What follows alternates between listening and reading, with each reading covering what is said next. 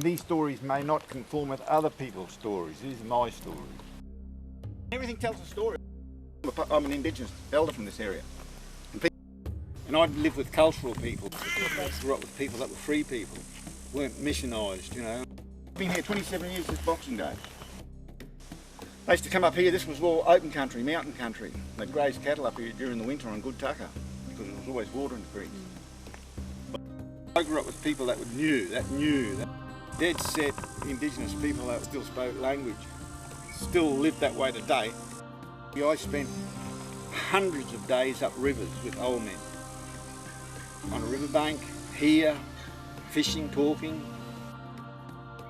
We had a training, we trained as a young man, yeah. And as I say, I had some really good people to listen to when I was a young person. See, Aboriginal culture is spiritual and very knowledgeable, so in tune with the business of Aboriginal business. They knew where these pathways were, you know.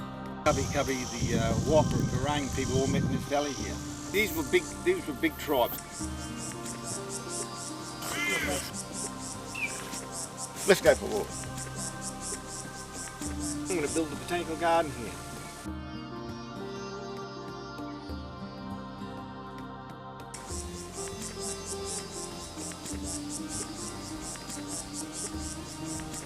This is all seed on there now. As soon as this flowers, it flowers in April. And coming into late June, the seed capsule becomes green then red.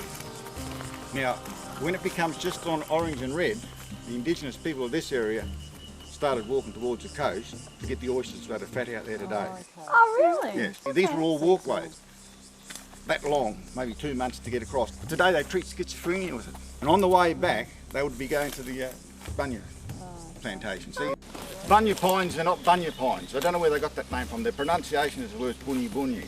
They all had a name prior. It's my job to tell people that because it's good to know. And that tree behind you there is my dreaming tree. That's where my life started, under that tree. Under that tree is where it all happened for me.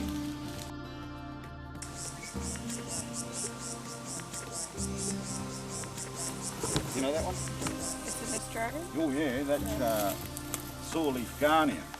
Yeah, well, Aboriginal people collected that all day, every day. Trying to make a flower. The goodness in that, it would be gluten-free. It's said to combat accident, and dermatitis.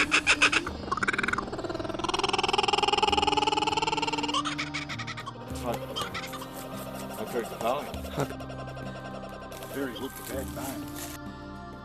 Bit of heat in a wet towel, yep. Put her on. Now, look, remember this always, because one day you may be in that situation. That stops blood flow. Oh, That, you know, like it's just say you had a really bad cut and it was oozing. Which one? That crinum.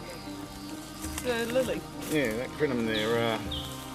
And that's a given, eh? That will use the leaf or the flower? Well, the bulb is much better, that juice, it will just congeal the blood straight up. And I know people who had been cut by oyster rocks and were miles away from where that was going to happen, help, and they did it. I like this bird, that's a rufous whistler. That bird there signifies a healthy forest. We were some of the early environmentalists. People thought we were mad, and we were 35 to 40 years ago, we were stepping in the way of other people's prosperity while they were pushing the trees over. Yep. My old mums and said, don't do that. That's a habitat tree. What's a habitat tree? That's firewood. Yeah.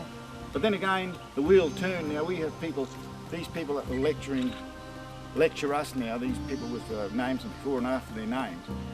They want to know what we forgot. It's a progression where you learn every day on your walk. Yeah, there's only so much information you get in books. And I've got midges growing in my driveway. Not to be a patronisation.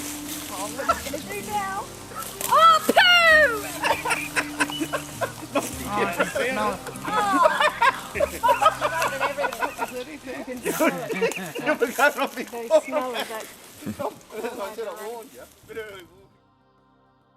We're going to do a documentary on birds.